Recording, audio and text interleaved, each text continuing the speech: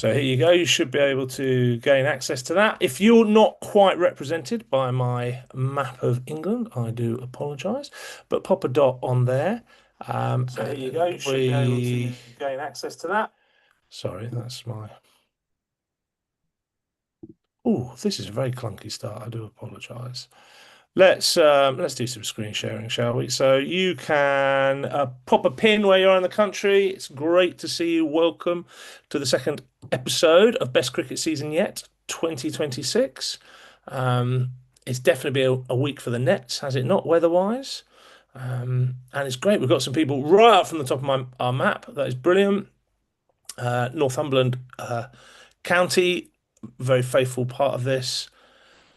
Loads of people there in Yorkshire. We've got two great guest speakers tonight. We've got Ellie May, a brilliant nutritionist who's going to help us consider what it is that your children will need around nutrition. And we've got a leading physiotherapist, Stephen Davis, with us as well. He is going to be giving his views on what parents need to think about when it comes to helping your children uh, post injury, etc. And so let's just crack on with the first question. Our theme this series is whole person total cricketer, whole person total cricketer. And so we've got some warm-up questions for you. I feel confident that I understand my child's nutritional needs for training, matches, and recovery. I feel clear about what, when, and how much my child should eat around cricket. I feel confident about knowing the difference between healthy tiredness and signs my child may need rest and recovery. I feel confident for supporting my child's recovery so that they have enough energy for both cricket and everyday family life. This is an anonymous sliding scale, so it's totally up to you. We won't know what you've put. Just gives both our presenters a little bit of an idea of where you are at as an audience. We've just hit 100 people here, 101 now. It's brilliant. I can see Tony Fretwell here from the ECB as well. Tony's sharing us some wonderful insights with us at the next session, but it's good to see you here tonight, Tony.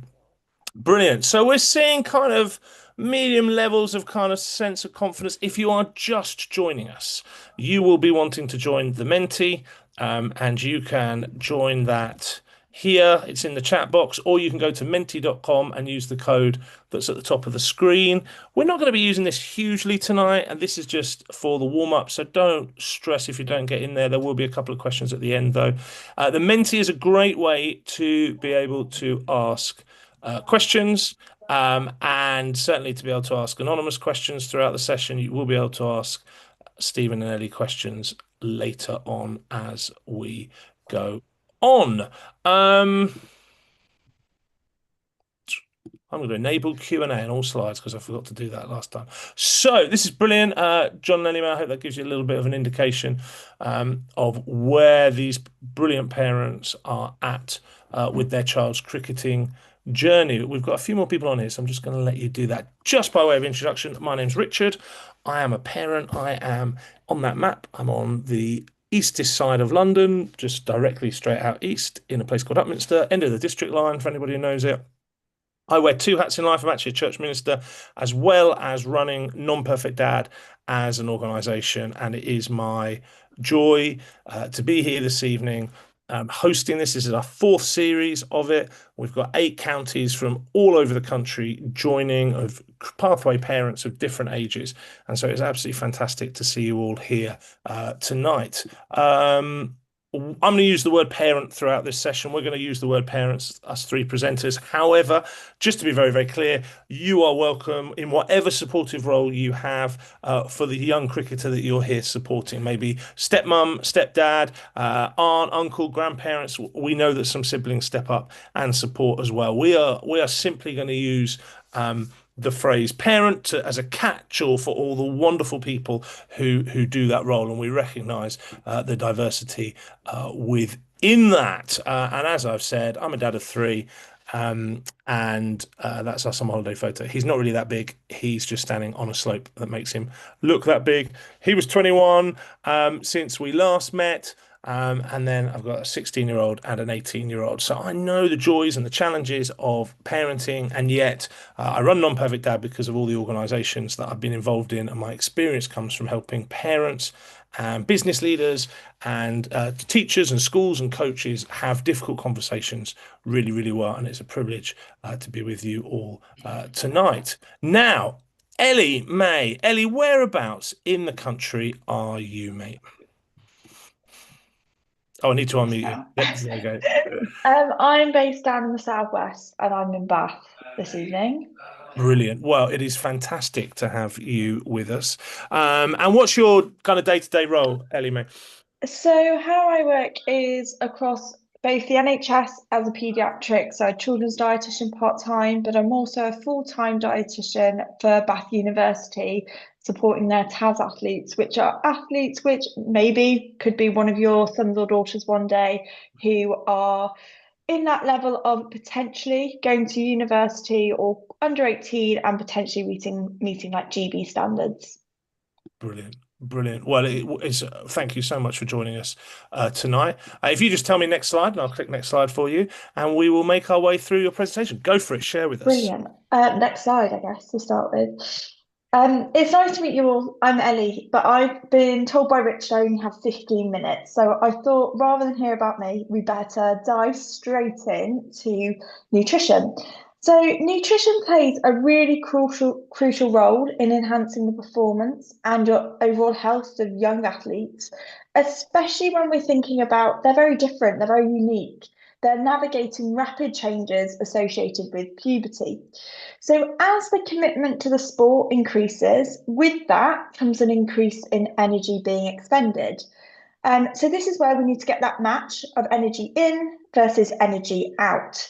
So, if a chronic energy balance occurs over a prolonged time, there's a number of potential negative health and performance implications which could arise. And I've just spoke about those, and we've got a physio speaking about injury risks. So that's just one to look out for, where actually, if you're not quite meeting the needs of their energy and nutrition, these are some of the consequences and some of the things to think about. Um, like we said, during puberty, there's lots of developmental changes that occur, changes in body mass, metabolic changes, hormone fluctuation, maturation of organs like the brain, and increasing in bone density and size. All that growth adds for additional energy on top of the energy that they need to do their sport. So it's really important that you as parents start to educate your son, daughter to really understand that their body may, or already has done, gone through some changes to help them prepare for that. Um, so that's kind of energy, and the primary sources of energy comes from essential micronutrients. So we have carbohydrates, protein, fats, hydration, and micronutrients. So carbohydrates are the most important fuel source for athletes. This is because they provide glucose, which is the body's preferred energy source, and that's stored in the liver and muscles. It should make up about 65% of their total energy needs. So it's the majority of where their energy is coming from. And you're going to say, well, how do we meet that? How do we meet their carbohydrate needs? Well, that would be kind of aiming for 4 to 6 portions of grains, potatoes a day. So that's carbohydrates at every meal, every snack. 5 portions of fruit and veg. They also have some carbohydrates in, as well as 2 to 4 portions of dairy products. So that could be maybe they're having 2 portions of bread as a sandwich for lunch, a portion of potatoes in the evening, some oats or porridge in the morning. That all contributes. And just a quick one to say, there's 2 types of carbohydrates. Your complex, whole grain, your brown bread, cereal, whole wheat pasta, brown rice. But you also have more of your simple carbohydrates, fruit, milk, sugar. They're products which both have their place in sports and nutrition. So you want your more simple carbohydrates when you want quick releasing energy, and more of your complex carbohydrates between day-to-day training. Next slide, please. So the next one we're talking about is protein, and that helps build and repair muscle after exercise. For exercise, for a short duration, it's not really used as an energy source. However, if the activity goes on for a very, very long time, actually, protein does help maintain your blood glucose levels. And what that's looking at is about 10 to 30% of the total energy needs for a child right up to the way of an 18-year-old. So you're looking at 2 to 3 good portions of protein-rich food throughout the day. Fish, eggs, dairy products, beans, corns, nuts, meats, poultry, all of that. And we'll talk about timing about protein later on. Next slide, please. Fats are really important and they're often overlooked when we think about an athlete's diet. And they're really important to absorb your fat-soluble vitamins, your A, D, E, and K. They also help provide those essential fatty acids to the brain and help protect vital organs. So they play a role in concentration levels, how they're developing at school. So things away from just the sport itself. And that should be about 25 to 35% of the total energy intake. What we're thinking here, though, is it's really important we get good sources of fats into their diet. So that's unsaturated fat sources like olive oil, nuts, hummus, seeds, avocado, rather than those saturated fats, which are more of your pastries, more of the treats, chocolate, things that we associate with maybe having it a little less often in the diet. Next slide, please. So there are many vitamins and minerals which all play a role for good health and performance. And I wish I had more time to speak about every single one, but I don't. So my top 3 are vitamin D, calcium, and iron. Calcium is really vital for bone health, enzyme activity, and muscle contraction. So if you're thinking about their cricket when they're running, catching balls, running between the wickets, actually calcium plays a role in that. So good sources, your milk, yogurt, fortified milk alternatives like soya or oats, but just check they're fortified in calcium, cheese and fortified cereals. But in order to absorb that calcium, you need vitamin D. And current guidelines suggest that all children should be on a supplement of 10 micrograms of vitamin D daily. Cricketers often tend to train indoors over winter, but in summer they tend to be outside. So actually, you may feel that you don't need that supplement throughout the summer months, but you definitely need it throughout the winter months for them. And the last is iron, and that's vital for that oxygen delivery to muscles and tissues. In adolescence, we know children after 10, their iron requirements go up significantly, and especially females. It goes from 8.7 to females to 14.8, so that's nearly double. So really think about actually where can we get some good iron sources from? Lean red meat, eggs, fortified cereals like Weetabix are fantastic here.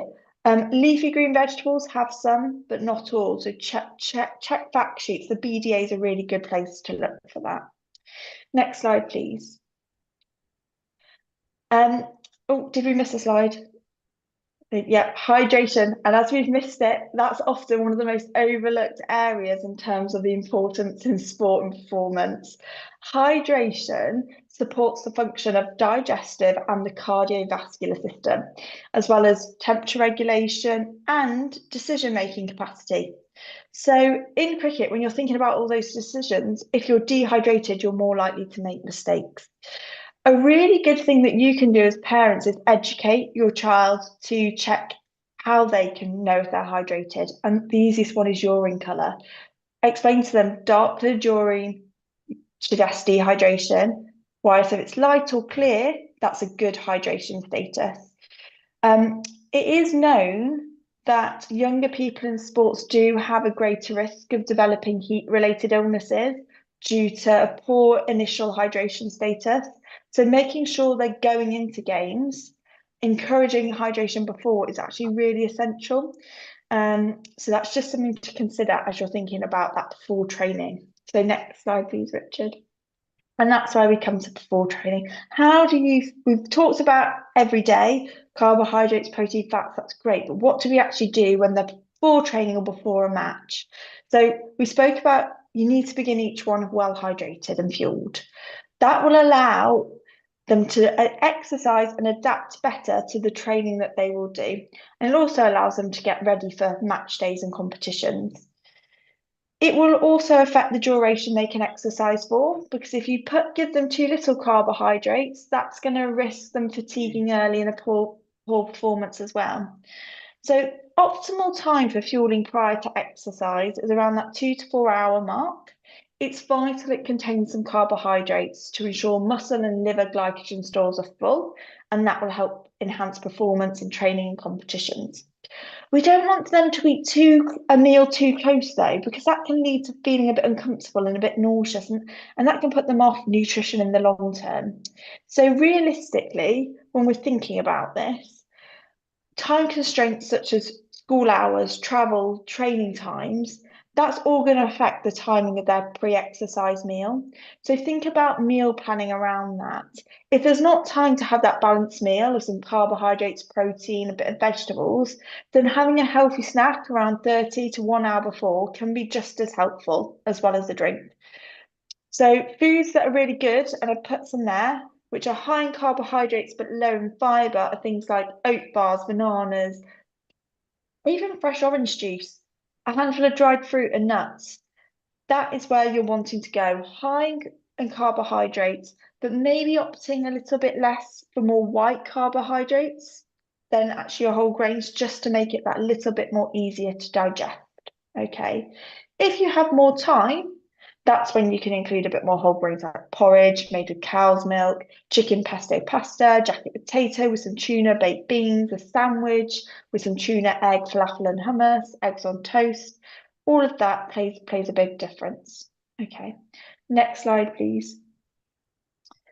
So now during nutrition, cricket is really unique because the energy demands change massively depending on the role and intensity across the session or the match. So, unlike your continuous endurance sports, cricket's more of your short bursts of your high intensity, long periods of low intensity standing, but potentially unpredictable timings. You don't know when you'll bat. There's high cognitive load in decision making, reaction times. So I thought I'd break it down into kind of each role. So batting, that's a high cognitive and high anaerobic burst of energy. So that means you're going to have some short sprints between wickets, repeated acceleration, sharp decision making, concentration. So what you're thinking here is, because batting requires staying switched on, what we want to do is fuel to prioritize steady blood glucose. So practical drawing options include making sure you're drinking while you wait to bat, and that could be sips of like an isotonic sports drink. So when I say the word isotonic, that means it's got some carbohydrates in, like your Lucozade Sport, for example, or water with some fresh orange juice diluted. It could be just having a few handful of dates, half a banana. All of those will help support that reaction time, decision making, hand-eye coordination on wickets and running between the wickets. What you want to do is avoid anything too high in fibre or high in fats. And if you're waiting to bat for long periods of time, that's when that drip feeding of carbohydrates, small sips, is a lot more useful than you providing them with a big lunchbox of things that they can eat whilst they're waiting to bat. Okay, next slide, please. So now we're going to bowling. This is the highest energy demand in cricket. It's repetitive high intensity efforts, high sweat losses, strength, speed, and endurance all combined into one. So how I look at it is it's very similar to needing to make sure you're kind of, it's like your intermittent team sport athletes is how you approach it. So they want to be aiming for 400 to 800 mils of fluid per hour, depending on their age and their body weight. You may want to include some electrolytes, especially if they are out there for long period of times in hot heat. And what you may want to do is, if you know that they are going to be bowling for a prolonged time, having some carbohydrates in that drink can be really helpful, or having carbohydrate bars or energy chews just on the side of their water bottle, which are taped on, can just help prevent that late session fatigue or helps reduce that injury risk, preserving some run-up quality and maintaining that board speed a little bit healthier. Okay. Next slide, please. And then obviously you've got your fielding. Energy demands will depend on where your child's feeding positions you're in. So I'm sorry this is really specific, but cricket's very unique.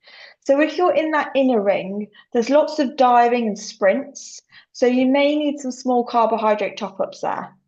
But if you're a boundary fielder, you're more standing and you're probably doing fewer sprints. So your focus may only need to be on water. And if you're a wicket keeper, your demands are going to be very similar to when you're batting. So some small carbohydrates, hydration at every break, maybe electrolytes in the hot weather or long term tournaments, especially when you think about all the gear that they're wearing, their sweat loss is sometimes going to be a lot higher. So again, rice cakes, sips of sports drinks, diluted squash, dried fruit, leather strips. So if you've ever seen some dried like winders, they're sometimes really good to have on the side of a water bottle and really quite easy to get in. Next slide, please. So cricket is really good for its post-match teas, but sometimes that may not be available for you. But what you need to think about and try to educate your child on is when they are presented with those lovely displays of food, that actually they've got some carbohydrates on their plate. So that will help replenish those depleted fuel stores. And then we also want that protein to help with the repair and rebuilding of the muscles. So if it's just a snack, like after training, something like a glass of milk with a banana or a cereal bar, yogurt with cereal, a homemade smoothie made with like banana, some yogurt, oats in there, or some peanut butter with some peanut butter on rice cakes. They're all easy snacks. If you've got time to have a meal, that's where you think chicken curry with some naan bread, some rice with grilled fish, vegetables, fish pie, lentil dal with rice, all of those are going to help. But what you're trying to do is make sure as well they have some fluids on top. So it's not just about carbohydrates, protein, it's that hydration status as well. So chocolate milk is probably one of the best recommended sports drinks out there because it's cheap, it's got protein, it's got carbohydrates, and it's got fluids. So that is all fantastic. Next slide, please. I always get asked about this, so I thought I'd go through it with supplements. There's very little evidence and research to show the use of vitamin supplements, and most athletes and young children should be able to meet their vitamins and minerals in their diet if they are matching their energy needs. So as long as they're getting their 5 portions of fruit or vegetables a day, whole grains, cereals, pasta, rice, and trying to keep those low nutrient foods like sugary snacks, fast foods, soft drinks to a minimum, then actually a multivitamin may not be required. If you are worried about that, then definitely speak to a dietitian. The only exception to that is, like I mentioned earlier, vitamin D supplements are required. Okay. Protein powder is often marketed as really essential, and I think right now it's a really big thing for adolescents to have protein powder. But actually, in most cases, it's really unnecessary. And actually, it's better to get it from whole foods like lean meats, eggs, dairy, nuts, legumes, because that provides them with ample protein for their muscle growth and recovery, but also provides them with lots of minerals and vitamins, which a protein powder won't offer them. Also, most protein powders don't have carbohydrates in them.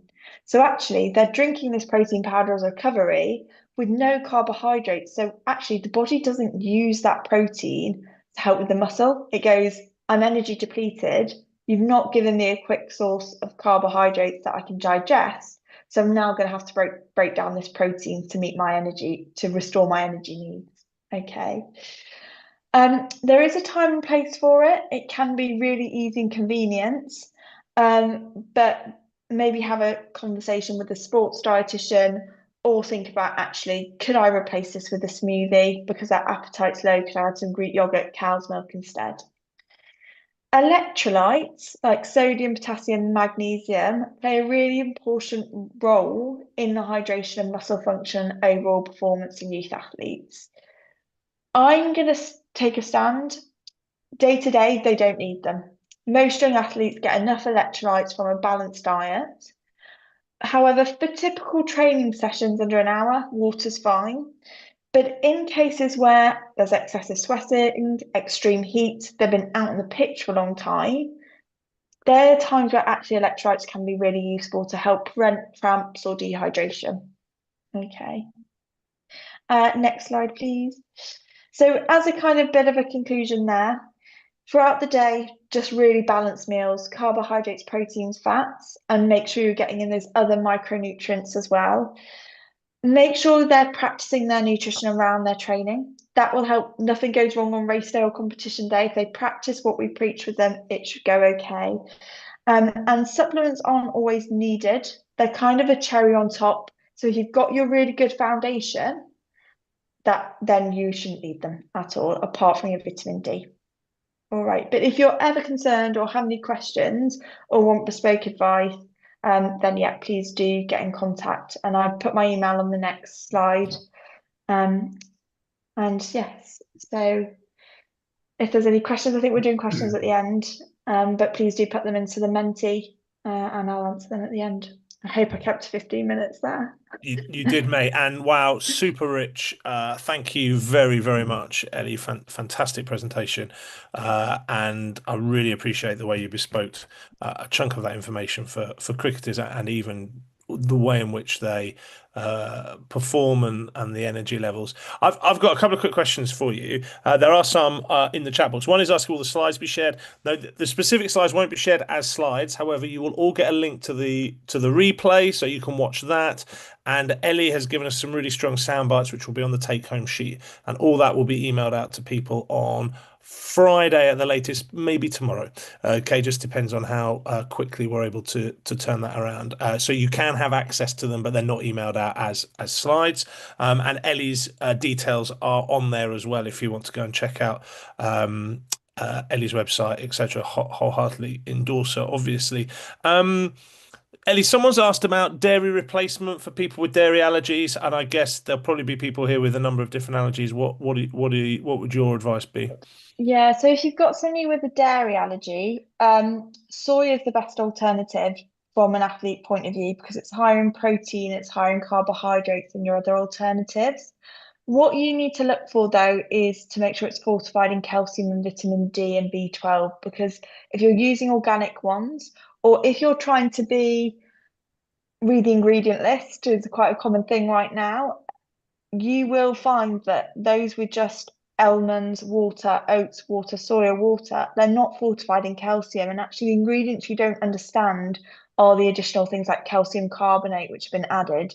So it's fine to use your dairy alternatives, but what you really need to do is make sure that they're fortified in calcium. That is number one. And soya would probably be my best recommendation for both milk and yogurts for athletes. Brilliant, thank you, Ellie. Now, when I was growing up, there was this myth that, particularly with swimming, but that you couldn't eat an hour before kind of sport and performance. I'm guessing that's well out of date now. But there are some parents here who look similar age to myself, so we shall ask the question. Yeah, definitely not. It obviously it depends on athletes and if they train their stomach well, definitely they can get away with eating within the hour, especially if it's something really quick, releasing in carbohydrates, dried fruit, banana, hate to say it, a handful of Haribos before a burst of a session is absolutely fine. What we don't want is actually them going in underfueled. That's at worst risk for their development and really their performance on the day. So yeah, absolutely fine to give it, but don't go for something like really high in fiber. So don't go thinking about really, I'm trying to think, lots of really high fiber berries, for example, are really high fiber compared to a banana. So don't try and always go for the healthier route when you're immediately stepping into training. Brilliant, thank you. So listen, you can ask questions for Ellie on the Menti. I've seen a few more come in, and on the chat box. We'll keep an eye on those. Ellie, we'll let you have a breather, let you Thank you. hydrate after that, and we will come back to you both shortly with some questions. You'll know that one of the things that we really want you to think about throughout this series, parents, is how we help our children be. Total whole people and total cricketers, that their identity isn't just in being cricketers, and yet at the same time it's that importance that they kind of feel comfortable in their own skin, that they are they are comfortable as young men and women and as cricketers. And tonight we're talking about nutrition, which I think plays a key role in that. We're going to talk about kind of physical health and injuries in a moment with Steve. And I just wanted to highlight something here that I have become profoundly aware of. It impacts both boys and girls. And yet, what kind of drew my attention to it was primarily through the increase now of companies that are making bespoke sports clothing for women, girls, and particularly in cricket. And that whole sense of just wanting to feel pride in how you look, and that your equipment and your clothing wasn't made for boys, but it's made for the bodies that of the people who are wearing it. And so I've met an incredible company last year at the Apex Cricket Festival, Lacuna Sports. They're one of many, and yet I love their mission to enable young girls to not feel embarrassed or held back by kit that wasn't designed for them. So if you've got a young female cricketer, I encourage you to check them out, or any of the other companies out. This isn't any kind of advert for Lacuna. This is me simply saying I've met them. They're amazing, and I think it's the same with boys as well. Helping them feel comfortable, kind of in what they're wearing. We all know they love a good bit of stash, don't they? I mean, that is most definitely a major part of what kids do. And so let's think about the stash that they're getting for body shapes, etc. Are they comfortable and feeling good in that? Right. Stephen Davis from Real Health London. I'm going to stop screen sharing because we're kind of balancing the way we do things tonight. Stephen, thank you for joining us. Whereabouts in the world are you, mate? Give us a bit of a bio of yourself. So well, first of all, thank you for inviting me, and I apologize for my voice. I seem to have picked up a bit of a cold from my 2-year-old son when I dropped him off to nursery. So bear with me if I have to take a couple of sips of water. So I am currently based in Alexandra Palace, which is North London. I own a company called Real Health London, which is a team of 10, 3 physios, an osteopath, a sports nutritionist, Pilates instructor, massage therapist, a couple of personal trainers. I've been a physio for 20 years, where the reason why I got into it myself was I used to be a Great Britain gymnast. I basically spent from the ages 13 to 17 when I finally quit on the physio bench, which basically allowed me to empathize with the patients that I treat today, and potentially was under a very similar strain to maybe some of the kids that you guys own or look after from a cricket point of view. I then went on to do my masters at QMUL. I've spent a huge amount of time both in the NHS, and we currently sponsor a cricket and football team locally. The treatment demographic that I have got, I'm very fortunate. There's a few posh private schools near us where a lot of the cricketers from Highgate will come see us, as well as the place where it's located in Crouch End. We've got 4 cricket teams, as well as a variety of football teams and ice hockey players and average athletes as well. So I'm very lucky. My demographic that I treat is very diverse, and I'm sure I can help out, provide you some tips today. Brilliant. Well, mate, thank you so much for joining us. So, what do parents need to be mindful of when their children's week is filling up with cricket from a physiological point of view? Yeah, so I could use a patient that I've had this week. It's extremely common when you've got a very talented sportsman or sports lady, that everyone wants a pizza for them. So you'll have the child playing for the school, they'll be playing for their club, they may also be playing for their parents' team, and they may also be then doing qualifications for regions and country. What this can sometimes lead to, when I've actually had a patient come to see me, whether it be a hip, an elbow, or a back pain, is when I ask them about their sporting week, what they'll be doing. Sometimes they'll be doing as much as 7 to 9 times of sport within 1 week. Now, that doesn't include playtime. That doesn't include kicking a football before school or after school. A lot of cricketers naturally don't just play cricket. From the age of 13 all the way up to 18, they'll play other sports in the off season. They might play hockey, they might play football. And what the demographic that usually come to see me is usually an overload.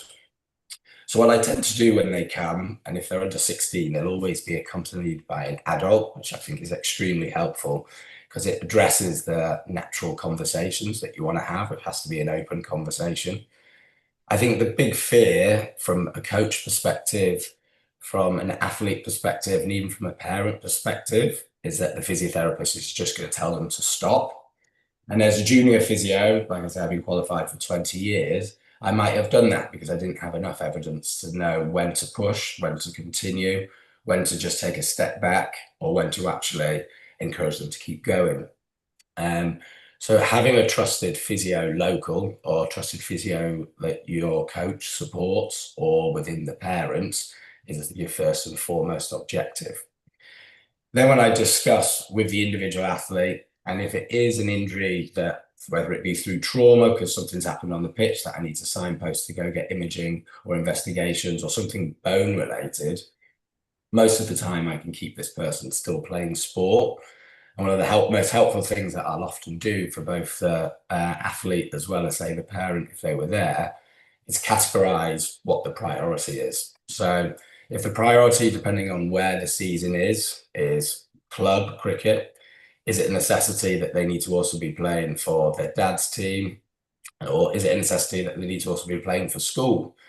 And by simply maybe reducing 2 or 3 bits of exercise within a week, much to the point that Ellie was talking with regards to storing of energy and making sure that they've got enough for them to recover to compete at that high level, you can all of a sudden remove PE cricket and it reduces the load, allows for that extra recovery. They will then feel stronger, fitter, perform better. You haven't demoralized the fact that you're just telling this person to stop, but you're still respecting tissue healing and injury, depending on what it is. And when the parent sees that alongside the child sees that, and there's elements where we're not in control over how much sport the kid plays. So having that open discussion is really important. You can lay it on that the person needs to start playing cricket before school and during school, but ultimately boys will be boys, girls will be girls. They'll have that encouragement to try and play sport as much as they can. But having that open conversation is extremely important. Brilliant. That's really helpful. I think parents, for yourselves, that's one of the biggest challenges is in those moments, if your kids maybe frustrated, they want to play lots more, or you feel like that it's a part of the season that's high pressure, and so you're feeling it emotively. And I think the challenge for the sports parent, particularly in that clinician's room, is to kind of take a step back and to ask the question, actually, what would be what's more objective here and trying to park your own emotions. Not that that's easy, especially as you know, I've got a son who's out injured again. So, John, what? And that, Sorry. so just to add on that point, I also think it's quite healthy with the way that I would set the room up. So naturally, if you have a parent with a very competitive child, they might want to lead the conversation. So how I would set it up, so you can see my clinic room here. I would have the child or the under 16 directly in my eye line, and I would almost have the parent slightly further back, who gives them the opportunity to jump in at the right time. But most importantly, I am addressing the questions to the child, and if relevant, and there are of capability to answer questions, they might not know everything about their full health. It then allows the parent to jump in at the right time, and then I often turn, and it's a 3-way conversation. So rather than it being a 1-way conversation to a parent and the child is just there, just viewing, or whether it be me just having a conversation with the child but not fully knowing what the parent sees from the background, it's more of an open discussion. So I think that's really quite helpful, just setting up the room, just to make sure that it's not me versus them or one versus the other. No, that's helpful, and that's helpful for parents to think about as well. And again, if you've been in previous seasons, and you will hear, I'm a firm believer that encouraging your child to take ownership of these conversations is an opportunity for your child to develop that skill to be able to articulate. Obviously, you're there to be able to interject if you need to, and yet try and allow. And that's not just with the physio; it's with the nutritionist, it's with the coach. I would encourage your parents to always ensure that you're encouraging the child to take the lead in that conversation, and you're there as part of their support work.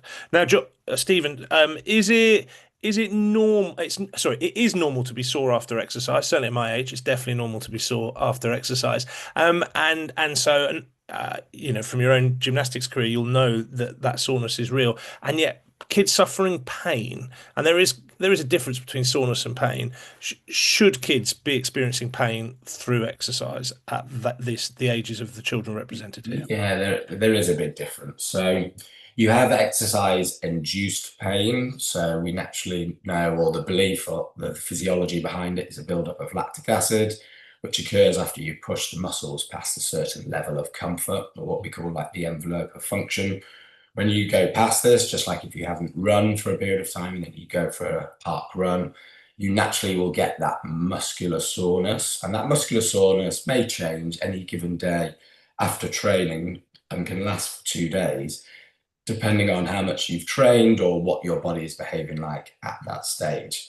Now, usually kids are pretty good with knowing what that muscle soreness is, because if you've been doing it from a young age, it's quite a familiar feeling and it's almost not to be dismissed. It's almost to be encouraged. It means they're doing the right thing. And once again, with important stuff from the nutrition side of things, that combination of the nutrition and good, healthy sleep just allows that muscle soreness to just get less and less. Where it's important to go see a physio and potentially get things checked out is when a child repeatedly says a very specific area is sore. So if they're pinpoint tenderness located, let's for example say the patella tendon, which is extremely common within bowlers because it's the joint that absorbs the force with the tendon and the knee to decelerate the motion, and then for the follow through with the lead arm. If they start noticing that it's pinpoint tenderness with swelling, pain to a significant level that, it might impact the way that they're walking the next day, it might impact the fact that they can't just jog for a bus, and they repeatedly have that and symptoms aren't changing, that's when it's worth going to get it checked out by, like we say, a physio that you've kept within the community alongside the coach or alongside the parent. Kids from the ages of, let's say, 9 all the way up to 15, 16, remember, they're almost at their like peak of recovery, which is why they can do so much. So they might be doing all of that school, 9 different sports in a week. They might have music on top, but it's because they sleep so well and hopefully they eat well, they have this perceived, almost heightened level of recovery. So if they have all of that and they're still complaining about pain and discomfort, like we say, usually more into like one specific area, that's when it's worth getting it checked out. Now, that's almost the overuse injuries, which you do get a lot of them within cricket, predominantly like tendons or in and around structures like with the back. One to be extremely cautious of is something called a stress fracture in the lumbar spine. So Jofra Archer, he suffered with his back injury most recently in the Ashes Test. It occurs very common in fast bowlers. Associations or characteristics of a stress fracture in the back is things like night pain. So a child shouldn't be having night pain or pain that wakes him up during the night, especially if they are doing things at high speed like bowling. So if you start noticing things like persistent pain localized to one point, night pain, these things are definitely worth getting checked out. And a good physiotherapist, after a good assessment, will do the right things with regards to, they'll signpost you, whether it be to the GP for a simple x-ray, offload them, which like we say only occurs in a very few cases, or at least be able to tell you to manage it from a conservative point of view. Thank you. And parents, again, we are the gatekeepers. We're the ones who notice their walking gait in the morning isn't quite like it is normal, or we notice they're grumpy as anything because they've been kept up in the night because they've got pain. We are the ones, and it's not like you then need to become some kind of interrogator about that. Just oh, you're not been sleeping well. What's going on? Is there anything you want to share? You seem to be walking, and again, not catastrophizing potential injury, seeking professional help at the right time, the right thing. So it is, oh, listen, see the club physio, see the county physio. There's someone around. Do you want to book in? How are you going to go about? Just get it checked out. It's probably worth just getting it checked out. So it isn't like, oh no, you're injured, you're out for 6 months, or whatever. It's just a case of let's just manage it. Now, John, you talked about how you quite cunningly and wisely set up your clinician room. I called you John. Sorry, everybody. I know Stephen very, very well, but to me, he's known as John. So if you think like he's called in the wrong name, he's got a guest on, he's called in the wrong name. That's really rude. I haven't called in the wrong name. It's just he goes by a different name to everybody else than I know him by. Sorry, Stephen. You've talked about how you currently set up the collision room. As a physio, what sort of parent behaviour do you find helpful in your consultation room, and what sort of parent behaviour do you find unhelpful in your consultation room? So the helpful behavior, I think, is allowing their child to speak. I think we often see it that parents will try to provide the answers for the child, and I don't tend to treat under 13. So maybe if it was an under 13-year-old who maybe wasn't a mature teenager, then maybe the parent might need to lead the conversation a little bit more. But predominantly the 13 to 16-year-olds that I do look after, I think they're at a level of maturity where they should be given a voice and they should be able to speak. Now, of course, if there's anything wrong, or if the child is lying, or if something would medically impact them, then of course it is important for the parent to get involved. I often find sometimes the parent might want to choose the goals for the individual child. So I will often ask the child with firm eye contact and say, what is your priority for this season? And sometimes it might not necessarily be to make county champs. It might be, well, actually, I just want to go away on a ski trip. And I think it's too quickly for parents to be able to jump in and say, well, this is what we've been pushing for, and this is what I'd really like you to do. So that's something which I see as as like a negative behavior. Yeah, no, thank you, mate. That's really, really helpful. And one last quick question. Um, uh, what adds to the risk of injuries? Um, uh, uh, what are you seeing that adds to the risk of injuries? I've heard brilliant stuff from Ellie around nutrition. What else adds to the risk Yeah. of injuries? So the pattern that I tend to see is, although kids are, I'm sure teenagers are superhuman with regards to their healing, it doesn't mean that they're not impacted by the things that adults are impacted by. So I see a huge correlation of my critters that will come see me during, for example, their mocks of their GCSEs or their A levels. And what coincides with that is it means they've got pressures from all sides. So even though they might not admit to being slightly stressed, the volume of work that they're having to do, they might have to be sat down for longer periods of time, which might add to a bit of muscular fatigue. They've then got the pressure of choosing what they want to do for the rest of their life. They're trying to play sport at the same time. So things like just like us being stressed at work, the kids being stressed during exam time or entrance exams can also impact their injuries. Whether it be psychosomatic that they might not sleep as well, or whether it might just be physically that they're just going to be sat down for longer periods of time, I find an influx of cricketers will come see me. The other period of time that I tend to see, just like the rest of us, is either at the very beginning of the season, if they haven't done a huge amount during off season, they haven't attended pre-season training, they haven't done their strength training, and they go too much too soon, you'll see a spike at the very beginning of the season. And then the opposite end of that scale is you'll tend to see them towards the end. So just like the rest of us adults, as I'm sure we got to the end of Christmas, we were all crawling our way there to try and hope for a bit of a nice break. It's the same thing with the cricketers. As they get to the end of the cricket season, their energy level combined with nutrition, maybe sleep deprivation, maybe just a bit of exhaustion is getting less and less and less.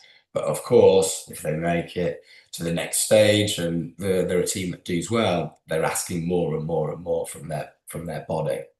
Brilliant, mate. Thank And you very much. We're going to come back to both Ellie and John in a few minutes for your questions. I'm seeing a number of questions. A number of people have written about the ECB guidelines, by the way, and they are well worth checking out. Your club, your county, your school, every environment your child's playing cricket in, especially you're all here because your children are playing representative cricket or are in a representative pathway. The pathways, I am hoping, have given you those guidelines. If not, that's a great question to go and ask them because they give very clear guidelines. And one parent here has put how his 13-year-old daughter played 65 matches but followed the guidelines, got through without without injury, etc. So, and yet the parent is amazed at the lack of awareness parents have around those guidelines. I will put those guidelines on the take-home sheet as well. They are well worth looking at, and they are well worth helping your child and your club, especially in the juggle of it all, because as Stephen rightly says, everybody wants a piece of your child. So especially if they're good, and your kids are here because they're good. So everybody wants a bit of them. And I think now in the winter time is the time to start gentle negotiations between the three groups. That's club side, school side, and county side, assuming your kids are probably involved in two, if not three of those environments, about how you're going to manage their playing load through the summer this year. Now, one of the questions that I get asked most about is about injury. It's one of the most common ones that help my child is completely devastated that they've missed out. However, I want to ask you about general conversations just quickly. I'm going to do something for 4 minutes. Our most challenging conversations in cricket happen what? At home before you leave, in the car before the match, at the ground, in the car after, or at home after? When do your most challenging conversations happen through your child's cricketing journey? Now, last time we ran out of time, we're going to run out of time this time because our guests have just been brilliant, which is absolutely fine. You'll know that I spend a lot of time helping high performance sports environments businesses think through difficult conversations. I want to give you just a little bit. Look, yeah, in the car afterwards, it's the massive one, isn't it? And that's absolutely fine if that isn't where yours is. And yet, in the car is the most challenging. And the reality is, in the car, I think is the most challenging because we're probably the most emotional, and they are the most emotional. So here are my top tips for managing that. Number one, you go for a walk while they're getting their kit. Ring a mate. Ring a mate and get like, I'm really frustrated. They played like this, or the umpire did this, or the coaches didn't. Ring a mate away from somebody else. Get it out. I use voice notes on my phone, and nobody, they're locked because I don't want anyone to hear that. Because I'll record after a session like this. I'll do a quick hot review, but it's also my place to go. Oh, I stuffed that up, or I was really frustrated with my kid then, just to help me regulate, not to deny the emotions there, but to do something with it, to regulate it, to process it, so that when I sit in the car next to my child, I am there to be their support. They're not there to help support me process my emotions. Okay.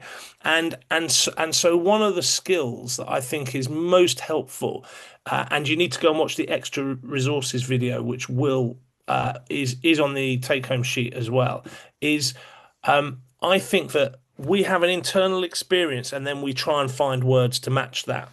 And the best thing a parent can do is to try and help their child understand what's going on inside, because your children will blurt stuff out. Anybody ever had a kid go, "Oh, I hate you, what are you doing?" or something like that? They don't actually mean that. What they mean is, "I'm really frustrated right now. I'm really angry with you, and I'm just trying to grasp words to speak." And so they'll speak from number one here, and then they'll use words, and you'll hear the words, and then you'll interpret the words. The challenge is most parents try and fix the words really, really quickly. And what most athletes tell me is, "I hate it when mum and dad try and fix me."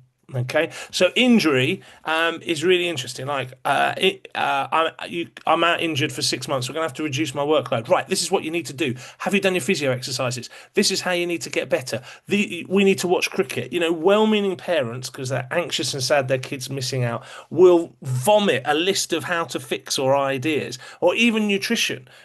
Ellie's given some great information tonight. Some of your kids might absorb that and go, "Yeah, brilliant." For some of your kids, that might be a bit of a conversation. It might be a bit of a tussle. They might not want to think like that around their nutrition. And so there's going to need to be a conversation and a thinking going, "Oh, that doesn't really fit right now." And so when your child first offers something, I want you to offer it back to them, not try and fix them. Because we know there's so much good science about this, and this is exactly the same in your workplace. When someone tomorrow comes up to you with a problem, they do not want you to fix it. They want to be heard. And so you can help them fix it a bit later. We're going to talk about how you do that later. And on the catch-up video, we talked about take a deep breath. Take a deep breath. And then I would like you just to say, sounds like, looks like, feels like, to whatever they say. Sounds like, looks like, feels like. So I was rubbish today becomes sounds like today was really frustrating. Okay, just said really gently. Notice it isn't a question, it's just a statement. Sounds like today was really frustrating. Oh, the coach hates me. Sounds like that really hurt. You know, whatever the coach did. I'm out for 6 months. Feels like this is really disappointing. Okay. I want to stop playing cricket. Looks like you've had enough right now. Okay. Or if you discuss nutrition, oh, that's too much effort. Okay. I'm asking a lot of you. Okay. That seems like an extra burden. Say it and offer it back to them. And notice how them hearing that you've heard them helps them regulate that frustration, and then they'll tell you a bit more. They'll tell you a bit more what's going on, and you'll be able to explore it. And if you are able to stay calm, what you'll notice is they'll get round to. So, say, let's pick on the nutrition thing, and you're like, actually, it might be good to think about having this before a meal, or where this brilliant lady Ellie talk about, you're a bowler and having nutrition. Oh, that's so much effort. Okay, yeah, that's too much to ask. Yeah, it is because I've got a lot going on, and I never have enough time to pack my bags. Although I suppose I could take one of those at that match. Oh, okay, so you could take one, and I promise you, it's almost as often that simple. I've got a 16-year-old revising for exams. Hands up, anybody who's got one of those. Okay, yeah. I'm too tired to do homework, too tired to revise tonight. Right. I've got to be honest with you. Internally, I'm screaming, get upstairs and do an hour and a half revision. You are not too tired. You don't know what tiredness is. Okay. That's what internally I am thinking. Externally, I'm like, today's been a heavy day. Probably not going to get any revision done. That's what I offer back. But almost always within 3 or 4 minutes, I get, okay, I'm going to try and do half an hour. Okay, brilliant. Half an hour. Let's see how it goes. Do you want to help with that? Do you want me to time you? Do you want to sit in here and with me and do it? No. But if I go into full dad rant about revision, no revision is obstinately done, but that's between me and you. Okay, right. Let's come back to questions. Some of that will be on the slides, but practice that this week. That's only because I feel like I have to make a contribution to this evening to our brilliant presenters. I'm going to jump on the questions. Okay. Let's have a look. We've got some questions about overtraining, overplaying. I'll refer you to the ECB guidelines for that. We see a lot of cricketers spending increased time in the gym during strength training. Oh, this is a great question because this is very, very fashionable as well. It's a bit like Ellie's rightful comment on protein. This is very fashionable for exercise. Stephen, strength training in the gym for young cricketers. Good idea, bad idea? When is it a good idea to introduce it? In 60 seconds. Very much a good idea. So, for a long, long time, we used to think that if you're under 16, then you shouldn't be training and you shouldn't be adding weight. But we now know as the physical capacity is required, we need to be able to try and match that in the gym. Now, it's not just a case of just doing generic weights, it's getting a very suitable program or going to a strength and conditioning coach that can tailor it, but it should give the cricketers a little bit more resilience to get through the season. Brilliant. Yeah, thank you. Yeah, all the research now is well supervised, supported stuff. Strength and conditioning at those ages is very healthy, very good. Just needs to be not a 14-year-old going in the gym trying to bench press 200 kgs his first rep, but that's what they all want, the beach bod, don't they? So, Ellie, how do you feel about drinks like Huel as last minute meal on the run meal replacement jobs? I think you're going to need to unmute yourself, aren't you? And I've taken that power away from everybody tonight. How do you feel about those, Ellie? So it is safe for like adolescents from 14 to 18. And I think it is good for on the go, but I don't think it can be included now and again, but it shouldn't replace whole food meals, or if you're able to get whole foods in, that will always come first. It's all about balance, I think. If it's a one-off, it's okay, but on a regular basis, probably not. Try whole foods. Yeah, excellent. And one of the things, if you can get your teenagers to do, I would encourage you, because we have some athletes in this house, is when they're going on about protein, get them to look at the protein amounts in the foods they're already eating, and then get them to look at the protein amounts in the so-called high protein foods. And actually, sometimes what they're eating has more protein in than the very expensive protein supplemented foods. Right. Another one for you, Ellie, and then we'll come back to you for one more, Stephen. Really struggle feeding my 11-year-old son in the morning. He grazes through the day. What do you reckon, Ellie? Oh, it's really hard because you often get those eaters which eat little and often rather than kind of a whole meal. What I would try and encourage to do is if he's a grazer, just try and build balanced snacks. rather than necessarily put a big meal in front of him. So try and make sure they're balanced. They've got some fruit or vegetables added to them, carbohydrates, a bit of protein. That can be helpful. Also, maybe explore with him about why he doesn't want breakfast or what's stopping him, what are his barriers, and see actually it could be just something simple like I don't have the time, or I actually really don't like that cereal you're giving me. So just try and explore that with him a little bit more. But yeah, just try and build balance. Hopefully that's helpful. Thank you, Ellie. I'm just going to supplement what Ellie's just said that now, because nutrition among professional athletes is so high, like if you follow, like even over the Ashes series, players would be showing you bits of what they were eating. There'd be chefs sharing that. England Rugby do the same. And so because of social media now, and if you follow those players, they do start to talk about these things a bit more. And so not that you should be copying exactly what they're doing because they're adults and they're professional athletes. What I mean is it's just bring it to the agenda. So it's like, actually, oh, have you thought about what you need at your age? What would be helpful? I saw this presentation by this brilliant lady from Bath. Do you mind if I share what she said? So you don't even have to initiate the conversation about nutrition parents if you feel like that's not going to be easy. Piggyback off a lot of these kind of social media accounts that are mentioning it, although obviously check that what you're sharing with is either good advice or at least use it as a springboard to seek out good advice. Stephen, one last question for you. How common is it for children playing cricket to be affected by growing pains, and how can you tell the difference between that and potentially serious injuries? Yeah, it's very, very challenging. So there is a blurred line between what the old-fashioned GP diagnosis of growing pains was, and then actually what it came from is something called apophysitis, which is where the bones are growing quicker than the muscles and the tendons. So you can get that at several different points in the body. And an easy way to work out is if your child is going through growth spurt, if you're constantly having to change their footwear, if they're constantly having to change their clothes, their body system is trying to adapt to the volume of sport. But once again, it's very difficult to know whether one's a growing pain or one's actually something that needs to be addressed as an injury by a physio.